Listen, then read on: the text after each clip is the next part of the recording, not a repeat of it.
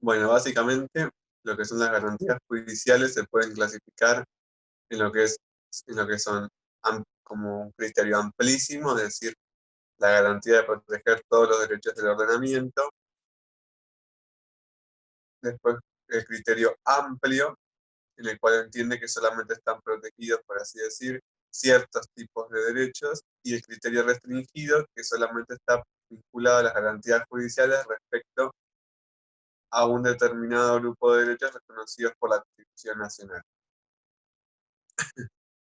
Hay que hacer la diferencia entre lo que son garantías al proceso o justamente el derecho al proceso, el derecho a la justicia, y lo que son las garantías dentro del proceso. Respecto a lo que es el derecho de acceso a la justicia, este está reconocido tanto en el artículo 18 de la Constitución Nacional como, en, como, como también está diseminado en lo que son los tratados internacionales y en especial en el artículo 25 y el artículo 8 de la Convención Americana de Derechos Humanos. Un fallo que es clave respecto al derecho de acceso a la justicia es el caso de Rodríguez Velázquez de la Corte Interamericana de Derechos Humanos. ¿Qué se entiende por derecho de acceso a la justicia? La posibilidad o justamente el derecho que tiene toda persona a un recurso eficaz y adecuado. El caso de Rodríguez Velázquez determina que un recurso es eficaz cuando este recurso tiene la posibilidad de conseguir el resultado que estaba siendo buscado y que sea adecuado significa que sea idóneo para tutelar el derecho vulnerado. Asimismo, el caso Paniagua determina que este condicionamiento de que los recursos sean adecuados y idóneos se extiende a todos los procesos, no solamente el penal, y el caso Baena del 2001 determina que también el debido proceso y el recurso eficaz y adecuado se extiende a lo que es la fase administrativa. Bien, ¿qué incluye el derecho de acceso a la justicia? Bueno, un poco lo que ya seguramente han visto en lo que es toda la carrera y durante todo el programa. El derecho a ser oído, el derecho a ser respetado su decisión, el derecho a un juez natural, o mejor dicho, el principio del juez natural, que quede bien en este principio, que todo juez interviniente tiene que estar facultado de competencia por una ley anterior al hecho del proceso. El juez tiene que ser imparcial, es decir, no tiene que tener un interés directo y subjetivo en el caso y tiene que ser independiente de toda influencia externa. ¿Qué es esto de los poderes ejecutivos y legislativos del Estado? Un tema muy importante respecto al derecho de acceso a la justicia es el derecho a tener una sentencia o una decisión en un plazo razonable. La Comisión Interamericana de Derechos Humanos entiende, ya desde 1995, que el derecho a un plazo razonable, el derecho a tener una sentencia en un plazo razonable, adquiere mayor estrictez o rigurosidad en lo que refiere al derecho penal. ¿Por qué? Porque se entiende que la situación jurídica de incertidumbre, en tanto una persona esté sometida eternamente a un proceso penal, vulnera sus derechos básicos, tanto la libertad personal y tanto las restricciones que se le imponen por el hecho de ser procesado o acusado y o eh, procesado y o condenado a una prisión preventiva, por ejemplo. Es decir, la persona tiene derecho a que su situación sea certera, sea para bien o sea para mal. Corresponde determinar cuándo se complementa el plazo razonable. Corresponde determinarlo en el caso concreto teniendo en cuenta ciertos criterios básicos. En primer lugar, la complejidad del asunto. En segundo lugar, la diligencia debida que ha tenido el órgano jurisdiccional. Y en tercer lugar, la conducta de las partes. Esas tres requisitos, o mejor dicho, esas tres situaciones ponen de relieve cuando se considera que el plazo razonable ha sido vulnerado o cuando no. Y la extensión del plazo razonable justamente va a derivar de un análisis global del asunto y sobre ello hay sentencias que determinan un plazo razonable más extenso, un plazo razonable menos extenso. La Corte Interamericana de Derechos Humanos ha considerado que tener el proceso penal que dure 5 años es violatorio del plazo razonable, tanto en el fallo de Lacayo como en el fallo de Las Palmeras. Y este criterio también de estos requisitos ha sido adoptado por la Corte Suprema de Justicia de la Nación en el caso Bramajo de 1996. Asimismo, también, ¿qué incorpora lo que es el derecho de acceso a la justicia? Bueno, el debido proceso legal y la defensa en juicio del acusado. Toda justicia tiene que tener un juicio hecho correctamente, de acuerdo a los lineamientos generales de respeto a los derechos humanos, y se debe garantizar siempre lo que es la defensa en juicio del acusado. Sobre ello no se requiere mayor abundamiento, pero por lo general la Corte Suprema de Justicia de la Nación entiende que existe un proceso penal justamente cuando hay contradicción de las partes, cuando hay una defensa, cuando se producen pruebas y cuando se emite una sentencia. Una sentencia que en definitiva y en última instancia tiene que ser útil, tiene que ser útil y congruente y fundada de acuerdo a lo que son los hechos del caso. Otro, otro derecho, por así decir, que deviene del derecho de acceso a la justicia es el derecho a la doble instancia judicial, que primeramente recae sobre el proceso penal. Sin embargo, el fallo Giroldi extiende este derecho de la doble instancia judicial no solamente al proceso penal, sino también a todos los procesos. Ese es el derecho sustantivo que tiene toda persona de poder acceder a la justicia. Sin embargo, los tratados internacionales y la propia Constitución Nacional incorporan ciertas garantías para respetar este derecho de acceso a la justicia dentro del proceso y fuera del proceso, para dar mayor seguridad y justamente mayor respeto por lo que son los derechos humanos del acusado y poder llevar un juicio justo y un debido proceso legal en todos sus términos. Lo que son las garantías dentro del proceso penal, bueno, en primer lugar y la fundamental es que todo juicio tiene que estar fundado en una ley anterior al hecho del proceso. Sobre esto no hay mucho más que decir y aplica el principio de no retroactividad de la ley, que es esto que una persona no puede ser condenada por un hecho al cual no existe una ley que le imponga una pena, y la pena no es retroactiva. Es decir, que los hechos que ya pasaron, y no pueden ser condenados posteriormente, salvo muchas veces los casos de delitos de lesa humanidad o crímenes contra la humanidad, que sin embargo son imprescriptibles de acuerdo a lo que es la legislación internacional actual. Muchas veces se extralimitan esta imprescriptibilidad y muchas veces los gobiernos tratan de olvidarlo, entre comillas, pero teóricamente este tipo de delitos son imprescriptibles.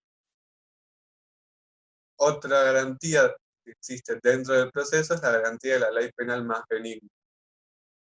Es esto que entre la colisión de dos leyes, una nueva y una vieja, se le aplicará la que sea más benigna a los intereses del acusado. Otra garantía que se consagra en el derecho es el derecho que tiene el acusado de apelar una sentencia condenatoria y que esa apelación no resulte en una sentencia que le sea aún más desfavorable. A lo sumo se mantendrá la pena, no se puede aumentar si el que apela a la sentencia condenatoria es el propio acusado. Otra garantía que hay dentro del proceso es la garantía del ne bis in idem, que es la prohibición de doble juzgamiento por un solo hecho. Y este criterio, mejor dicho, esta garantía tiene una excepción que está determinada, que fue, por así decir, consagrada en el fallo Barrios Altos, que es que las amnistías, indultos o exhibiciones de pena de aquellos delitos de lesa humanidad pueden ser vueltos a ser juzgados porque se pregona en lo que es el derecho internacional a la no impunidad de este tipo de derechos. Otra garantía clave en lo que es el debido proceso es la presunción de inocencia. Toda persona es inocente hasta que se demuestre lo contrario, básicamente. Y ello tiene mucha implicancia en lo que es la sanción de una prisión preventiva, la escarcelación, la exhibición de penas, etc. Es decir, que no se puede prejuzgar al acusado sin pruebas, sin una sentencia firme.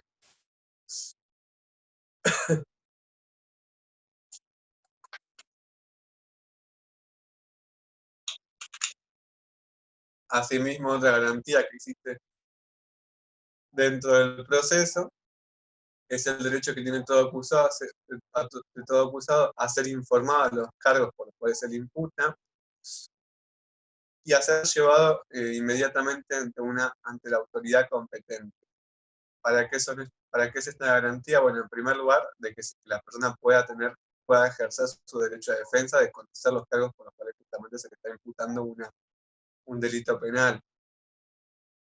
Y en segundo lugar, llevarlos ante una autoridad competente que inmediatamente deviene de lo que es justamente la práctica internacional y en especial justamente acá en Argentina, de los desaparecidos, o evitar y poner en conocimiento del juez la situación del acusado para que no se lo trate cruelmente, para que no se lo torture, para que no, para tener una certeza jurídica respecto a la ubicación y a la integridad física de ese acusado.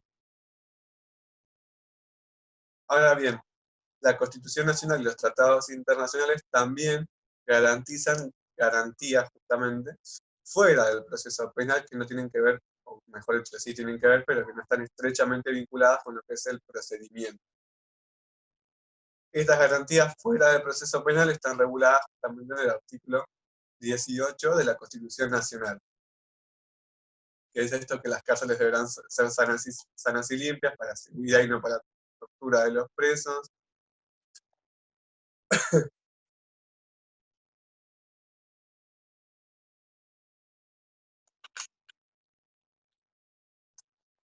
que se prohíben los tratos crueles, inhumanos y degradantes, eh, bueno, las cárceles seguras y limpias, que los condenados no tienen la misma situación jurídica que los procesados dentro de un proceso y dentro de un establecimiento carcelario,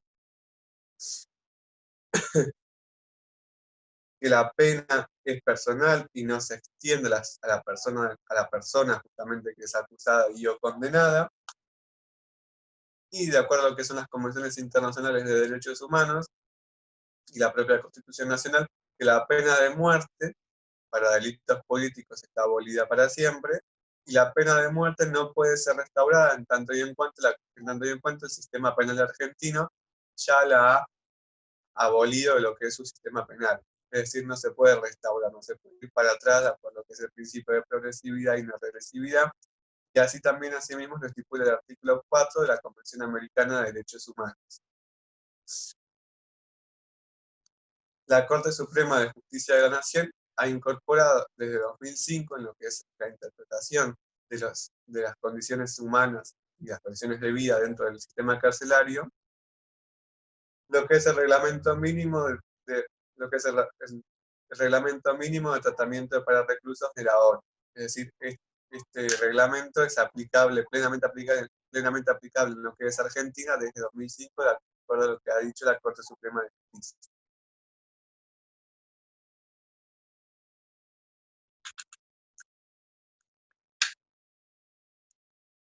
Bien, todo ello, lo que significa el derecho de acceso a la justicia y las garantías dentro y fuera del proceso, configuran lo que es el derecho de acceso a la justicia y el derecho a la defensa en juicio y a un debido proceso legal, que están estrechamente vinculados. Regulados justamente en el artículo 18 de la Constitución Nacional, el 8 y el 25 de la Convención Americana de Derechos Humanos. Infringir estos derechos es infringir autónomamente una violación a la Convención Americana de Derechos Humanos. el programa sigue con lo que es el derecho procesal constitucional. El artículo 43 de la Constitución Nacional instaura ciertas garantías mínimas de respeto a los derechos humanos del acusado e instaura justamente tres acciones particulares: la acción de amparo, el habeas data y el habeas corpus.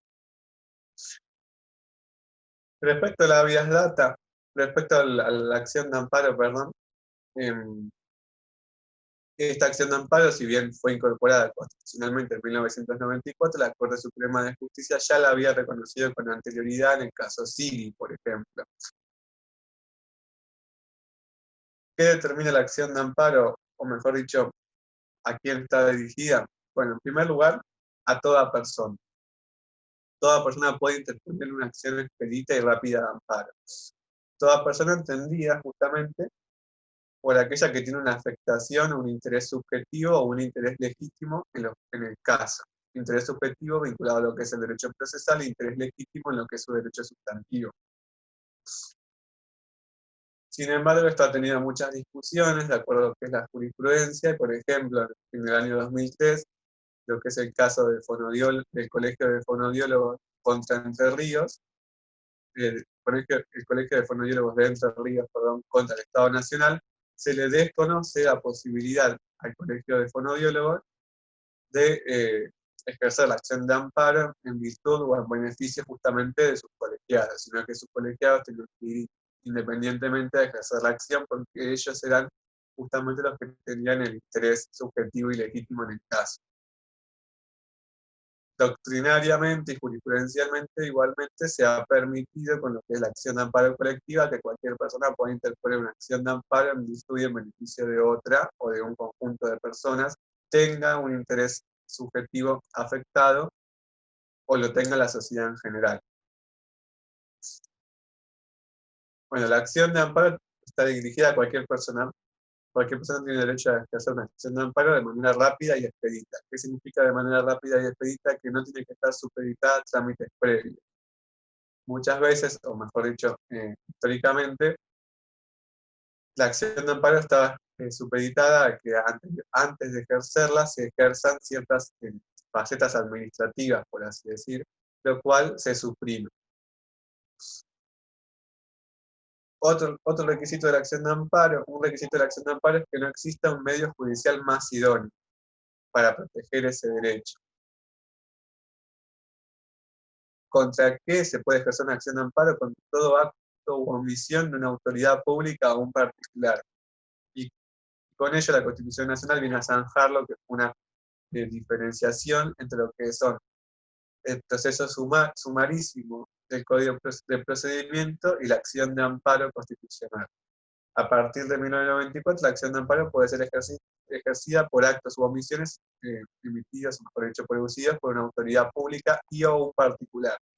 Antes de 1994 se entendía que la acción de amparo solamente proveía a lo que es las autoridades públicas, su accionario y su omisión. Y ante la acción u omisión de un particular, se iba por el proceso sumarísimo. Bueno, eso quedó zanjado a partir de 1994 y a cualquier acto se le puede interponer una acción de amparo.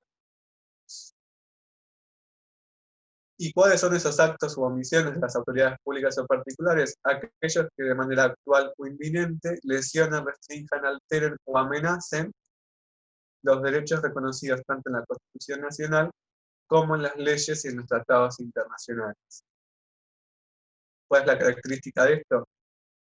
Bueno, justamente que incorpora la Constitución Nacional lo que se conoce la acción de amparo preventiva para evitar un daño. Y este evitar un daño no tiene que estar sujeto a hipótesis o cosas fácticas que hagan hipotéticamente la posibilidad de que se produzca un daño. No, la acción de amparo preventiva está vinculada a lo que son hechos objetivos que pueden prever justamente esta amenaza de un daño inminente y o cierto.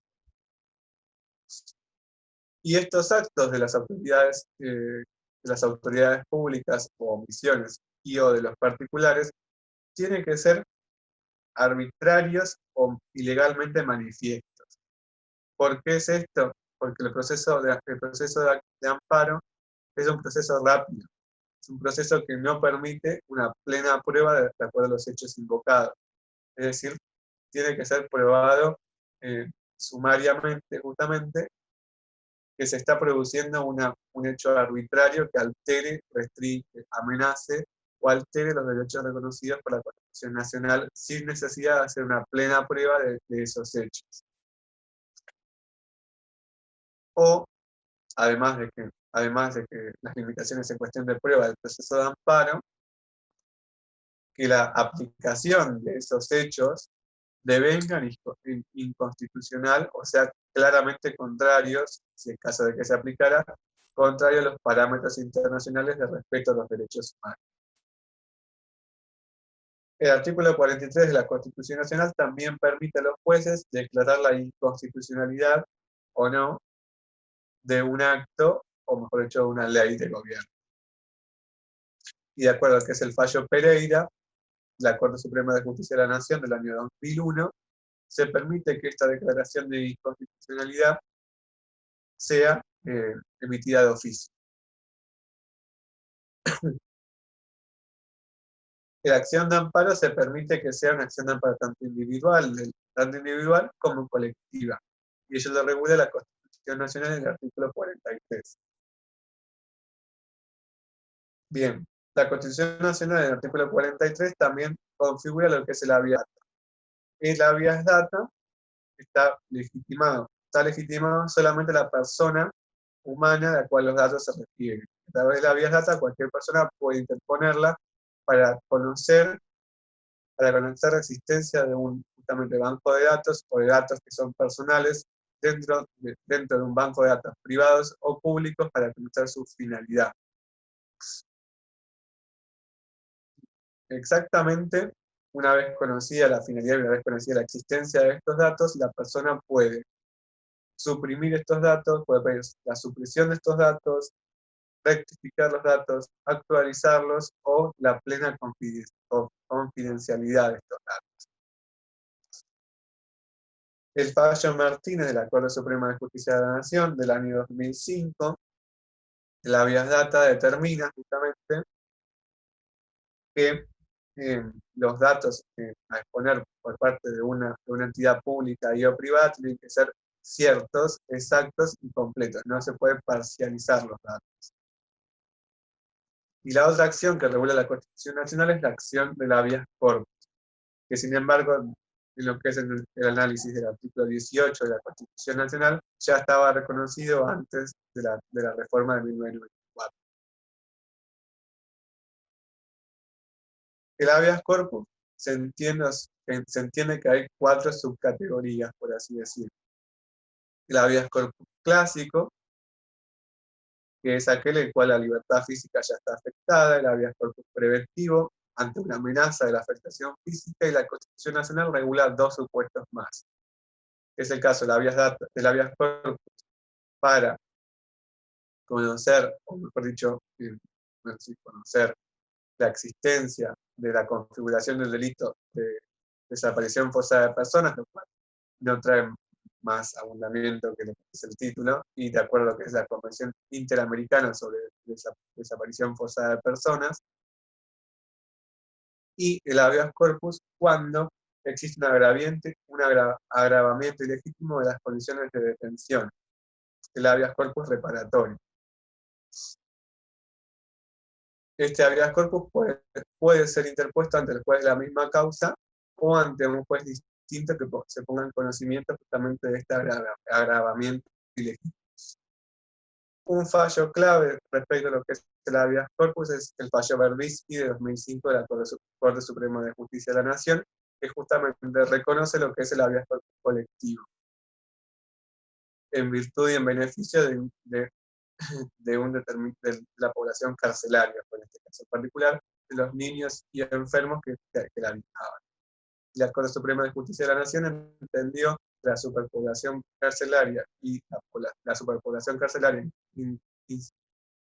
incorporada, niños, ancianos y enfermos, vulneraba claramente los derechos humanos de esas personas. un tema importante respecto a